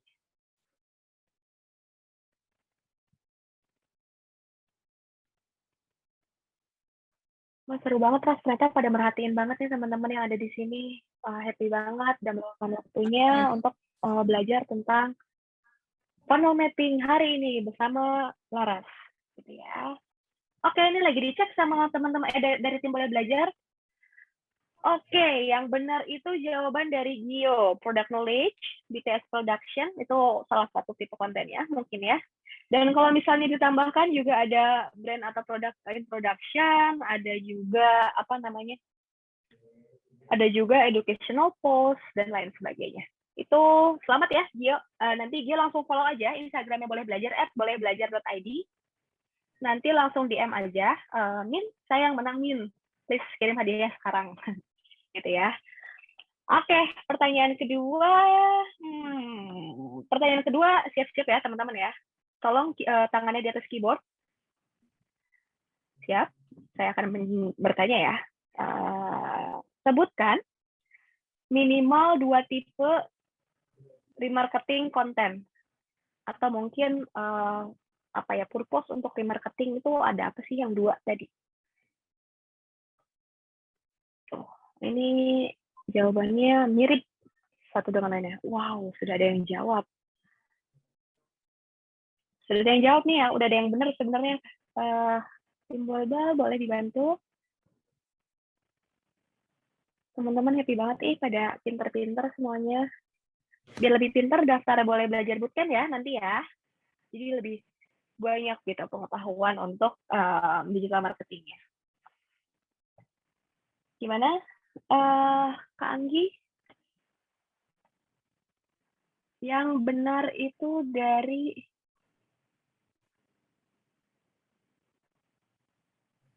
atas nama Kak Ropik ya. Tapi Kak Ropik nggak jawab. Muhammad Taufik. Oh, itu ngechatnya nggak ke publik ya? Aku nggak bisa baca. Bentar ya, teman-teman ya.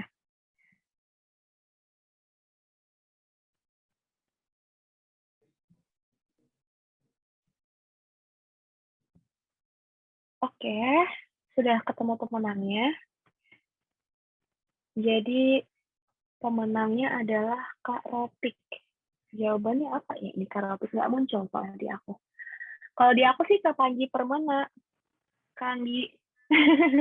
Maaf ya guys, kita kan sebagai membahas tentang digital, masa kita ada di offline barengan gitu kan, jadi lebih cocoknya kita sama-sama online ya gitu. Oke, jadi bagaimana tim Boleh Belajar, Kak Ropik atau Kak Panji Permana?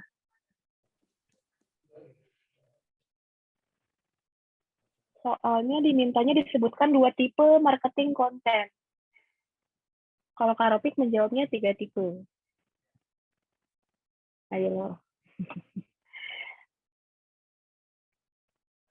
Oke, jadi maaf ya Kak Ropik, hardcos. Jadi yang benar adalah Kak Panji Permana. Karena diminta 2 dan yang diminta yang paling cepat dan paling tepat. Jawaban itu upsell, cross-sell, dan walaupun Kak Ropik menjawab benar juga referral, tapi diminta 2 ya, dan diminta yang paling cepat. Jadi selamat untuk Kak Panji Permana dan Kak Gio. Kak Panji Permana dan Kak Gio yang telah menjawab pertanyaan dari tim Boleh Belajar. Gitu. Nah, mungkin selanjutnya untuk teman-teman yang masih Oh, ini aku coba share screen ya, sebentar ya. Untuk teman-teman yang masih ada di sini, aku juga akan meminta waktunya sebentar untuk mengisi survei form dari tim Boleh Belajar. Untuk nantinya kami bisa membantu teman-teman atau memfasilitasi teman-teman dengan topik-topik yang lebih menarik lagi dan lain sebagainya. Jadi kami minta bantuan feedback-nya, dan juga kalau teman-teman ada request topik, boleh banget, supaya bisa kami wujudkan di kemudian hari, gitu ya. Untuk linknya sendiri ada di kolom chat. Dan jangan dulu kemana-mana teman-teman, karena seperti yang aku bilang, akan ada info sedikit dari tim Boleh Belajar, dan juga akan ada info menarik dari Adsplan. Gitu. Jadi ini masih berkaitan juga nih sama funnel mapping, sama digital marketing, dan juga sama konten-kontenan. Pokoknya akan menghasilkan hal yang menarik deh buat semua orang. Baik, itu udah dikirim juga sama Kak Via ya di kolom chat. Survei formnya di bit.ly/ngobrolin-funnel. Gitu. Untuk teman-teman silakan langsung diisi. Dan mungkin aku sambil akan lanjut juga nih untuk menjelaskan untuk menjelaskan program lain dari Boleh Belajar, yaitu yang bernama Performance Marketing Specialist Bootcamp, yang nantinya akan coba dijelaskan sedikit oleh Kak Anggi. Tapi kalau misalnya boleh highlight dikit, Performance Marketing Specialist Bootcamp ini adalah program yang lebih komprehensif, yang lebih panjang durasinya, dan yang lebih advance serta detail materinya, yang akan membantu teman-teman untuk menjadi performance marketer handal. Dan info lebih lanjutnya mungkin boleh, silahkan Kak Anggi. Oke, thank you Kak Ale. Halo semuanya, kenalin aku Anggi dari Boleh Belajar. Aku minta waktunya sebentar ya teman-teman untuk jelasin mengenai Boleh Belajar. Gitu. Oke, mungkin di sini teman-teman ada yang udah pernah udah tahu sebelumnya mengenai Boleh Belajar, tapi ada juga yang belum tahu ya. Jadi aku coba untuk menginformasikan mengenai Boleh Belajar.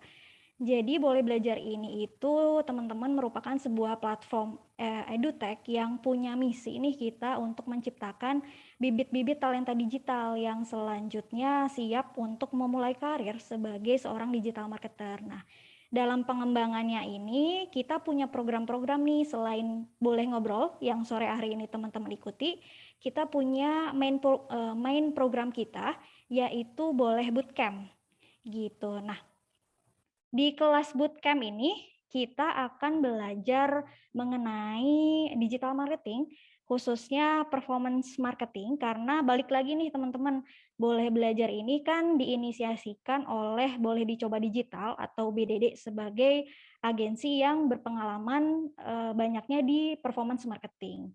Seperti itu. Next, Kale. Oke, nah teman-teman, alhamdulillah batch pertama itu sebetulnya kita udah graduation nih dan udah lulus semua. Jadi udah ada beberapa anak yang sudah kita salurkan bekerja di Boleh Dicoba Digital gitu. Nah, untuk teman-teman sendiri kalau misalkan tertarik mengikuti kelas Performance Marketing Specialist Bootcamp ini, kita akan belajar banyak nih teman-teman gitu. Dari mulai yang fundamental sampai dengan yang teknikal. Kita akan belajar dari instruktur-instruktur yang memang sudah berpengalaman di bidangnya gitu. Khususnya ini mereka-mereka ini adalah digital marketer dari Boleh Dicoba Digital.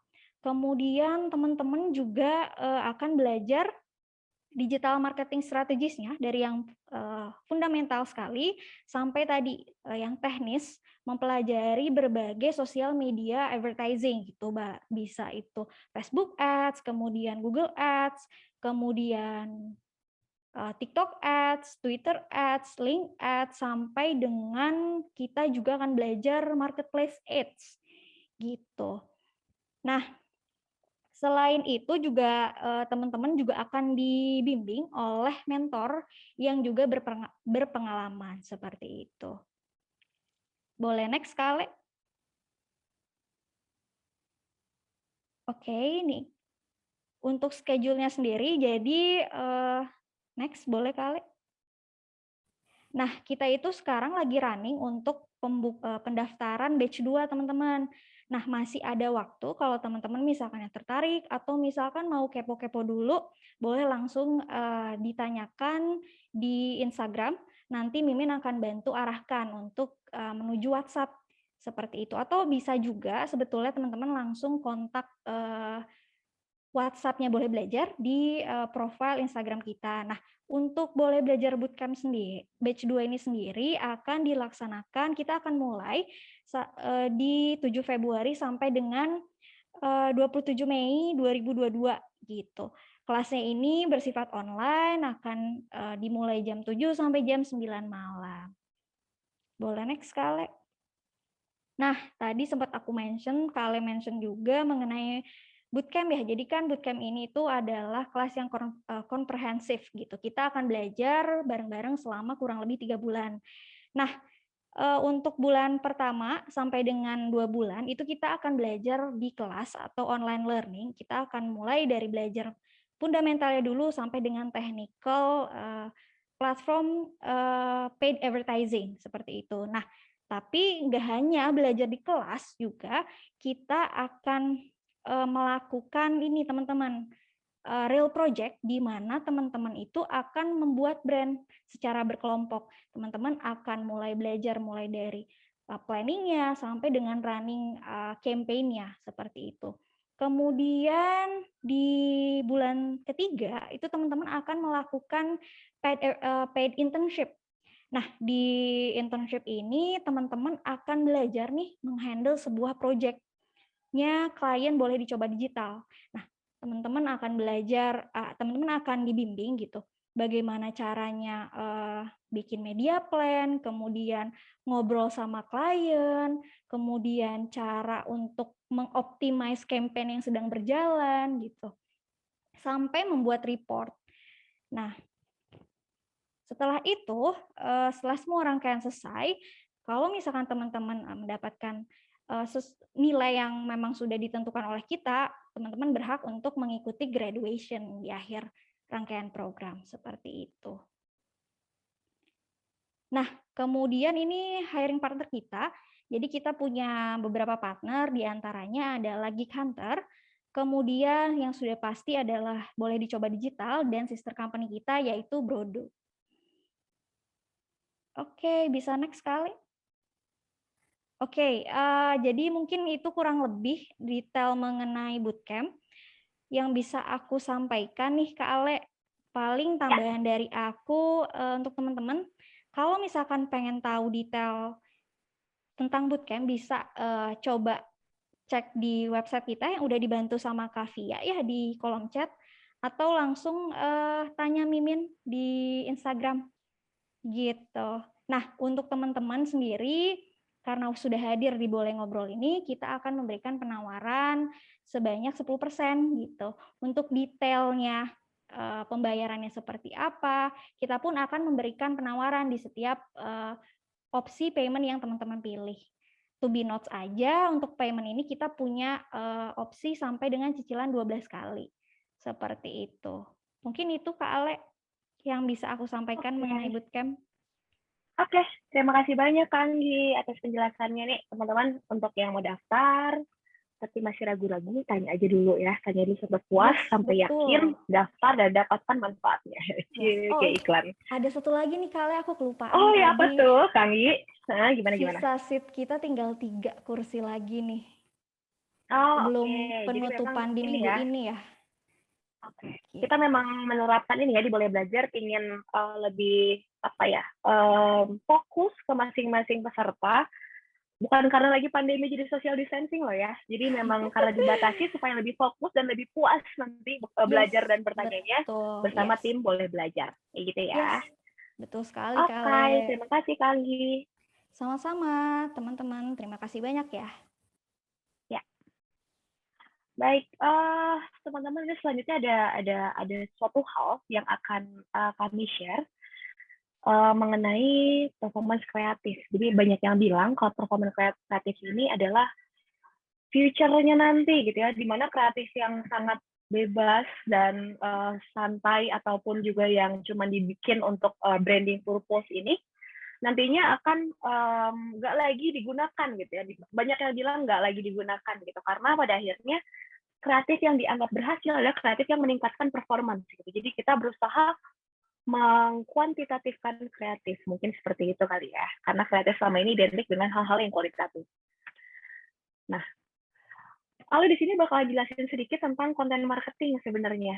Ketika kita membicarakan konten, maka kita membicarakan soal bagaimana seseorang mengkomunikasikan brandnya melalui sebuah bentuk visual, either itu foto, video, motion graphic, infografik, ataupun apapun itu yang berbentuknya adalah konten, itu disebut sebagai konten ya. Dan kalau konten marketing itu apa sih sebenarnya? Kalau konten marketing itu adalah konten yang dibuat dengan purpose untuk menjual sesuatu. Either itu untuk purpose-nya awareness, consideration, atau conversion kalau kita ngomongin funneling. Tapi kontennya itu, purpose-nya itu adalah untuk menjual sesuatu gitu loh. Nah, itu disebut sebagai konten marketing. Nah, konten marketing ini biasanya berupa sebuah konten yang secara materi atau isinya itu purpose-nya itu clear, message-nya itu padat, dan ada call to action-nya. Biasanya seperti itu. Either itu info lebih lanjut, ataupun daftar sekarang gitu. Mungkin ya, ini banyak banget CTA yang bisa diekspor, ataupun hal-hal lain ya. Jadi memang konten marketing itu yang berkaitan dengan purpose untuk menjual sesuatu. Nah, kalau kita ngomongin soal konten strategi, maka akan ada dua jenis tipe konten. Yang pertama adalah yang organik, dan yang kedua adalah yang paid. Yang organik itu ketika kita tidak mengeluarkan lagi uang tambahan atau additional cost untuk membuat kontennya itu berjalan.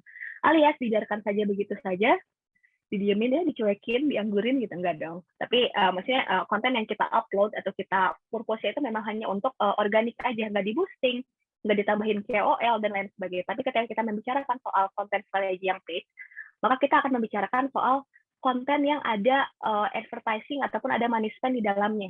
Jadi konten-konten paid partnership misalnya untuk KOL atau konten ads itu adalah bentuk-bentuk strategi untuk paid. Kurang lebih seperti itu. Nah, perbedaan utamanya apa sih paid sama organik? Yang pasti kan ada amount money yang dikeluarkan, dan tentunya ada perbedaan juga dari hal yang lainnya, yaitu waktunya biasanya untuk mendapatkan performance yang baik itu waktunya lebih cepat dibandingkan organik, karena biasanya organik itu, makanya kenapa ada yang bilang organik konten itu harus dibangun terus-menerus supaya performance-nya semakin baik. Betul, karena dengan konsistensi, dengan waktu yang cukup panjang, akhirnya konten itu akan perform well. Namun ketika kita membicarakan soal konten paid, maka kontennya itu sifatnya karena ada budget yang di-spend di sana, kontennya itu bisa lengkap time spend. Jadi performnya bisa lebih cepat, performnya bisa membaik dengan lebih cepat.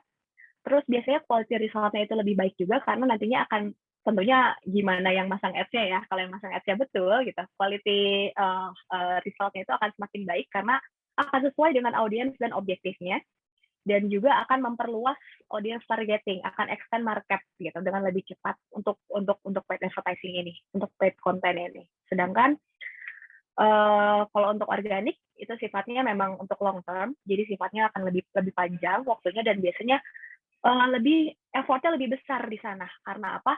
Karena tentunya kalau kita ngomongin konten organik, kita nggak boleh sama dong dengan konten yang lain.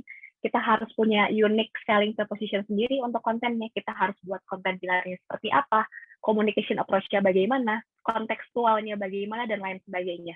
Kalau misalnya paid ini lebih straightforward purpose-nya, kurang lebih seperti itu. Nah, untuk performance kreatif ini tuh artinya gimana kita membuat sebuah konten yang well polished, yang well developed gitu, untuk nantinya mempunyai purpose penting dalam advertising. Either itu untuk awareness objektif, consideration objektif, ataupun conversion objektif. Nilainya dari mana sih konten itu bagus atau enggak? Banyak banget variabelnya, tapi dua di antaranya itu bisa dilihat dari high performing Facebook ad campaigns misalnya gitu, yang dilihat dari impression by campaign. Itu biasanya ketika kontennya semakin menarik, kontennya semakin bagus dan cocok dengan audiensnya, impressionnya akan meningkat. Dan yang kedua yang paling banyak dinilai ketika kontennya itu perform well atau enggak, itu adalah dari CTR atau click through rate. Click through rate ini bisa dibilang adalah rasio dari klik dan impression, yang mengartikan juga orang-orang yang udah lihat konten kamu itu bisa lihat konten kamu itu berapa lama, berapa kali, dan lain sebagainya. Jadi ketika click-through rate-nya meningkat, bisa diasumsikan atau bisa disimpulkan kalau misalnya konten yang kamu buat itu adalah konten yang menarik, konten yang atraktif, kurang lebih seperti itu. Dan kita ngomongin CTR ya, kita masih ngomongin CTR. Ini salah satunya study case-nya dengan konten yang menarik, konten yang baik. Salah satu study case ini ada di salah satu brand fashion retail, di mana kita coba membandingkan di bulan 4 itu bulan apa ya, Januari, Februari, Maret, April. Di bulan April itu CTR-nya itu masih di 0,37%. Sedangkan di bulan November itu naik menjadi 0,61%, di mana berarti ada kenaikan CTR di 66,8%. Sebenarnya CTR yang baik itu di angka 0,7 sampai 1% ya best practice-nya. Namun, again, kalau kita ngomongin soal performance, soal advertising, maka itu bukan hal yang instan, itu hal yang harus dibangun juga, tapi dengan time span yang lebih cepat dibandingkan organik. Jadi ini sudah membaik, bisa dibilang seperti itu, karena memang ada perbaikan ataupun ada optimasi dari segi konten juga. Nah, ini case yang selanjutnya, ini dari sebuah brand beauty. Aku nggak bisa sebut juga brandnya apa karena confidential. Brand beauty ini juga naik CTR-nya naik, dan kalau di sini disupport juga dengan ROAS-nya naik, bukan ROAS-nya naik, purchase value-nya naik. Jadi kenapa di sini CTR-nya tidak terlalu besar? Karena kebetulan waktu itu yang dijalankan campaign-nya hanyalah campaign awareness.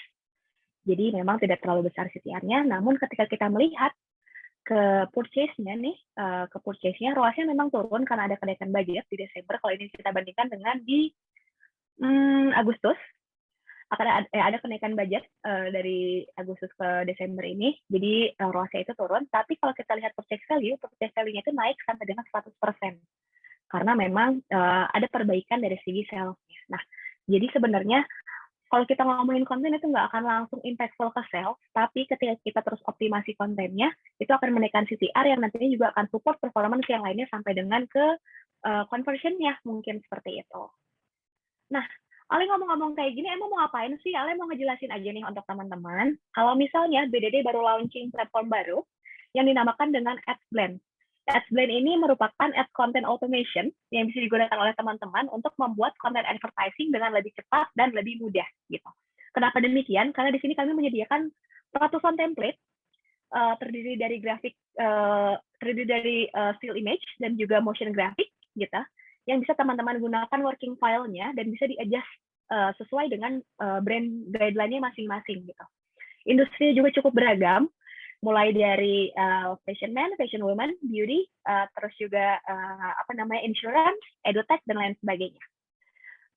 Kelebihannya untuk AdsBlend ini kita sesuaikan dengan masing-masing objektif yang ada. Jadi konten tanpa purpose itu adalah sebuah effort yang bikin capek tapi ya udah gitu ya. Sebuah quotes ya. Nah, tapi kalau menggunakan AdsBlend ini, since kita juga considering performance side-nya, maka objektifnya ini akan lebih sesuai. Nanti di sana bisa dipilih juga konten dengan objektif awareness, consideration, conversion, atau yang lain-lain lah ya. Gitu. Kalau misalnya kita ngomongin funnel mapping, ada 3 objektif di sana. Kalau kita ngomongin industri, ada kurang lebih ada 5 industri, dan variasi template-nya ada lebih dari 100 template gitu. Terus yang kedua, versatile format. Keceletot ngomongnya ya. Jadi konten-kontennya ini bisa dimodify sesuai dengan preferensi dan juga brandingnya masing-masing gitu. Karena nanti mulai dari warnanya, lalu juga fotonya, lalu juga copy-nya itu bisa di-adjust sesuai dengan kebutuhan. Nah, untuk layouting-nya itu tidak perlu di-adjust karena itu sudah menjadi best practice-nya. Walaupun kalau misalnya memang ingin dicoba, digeser-geser itu juga boleh banget sih. Karena memang AdsBlend ini dibangun berdasarkan best practice untuk advertising.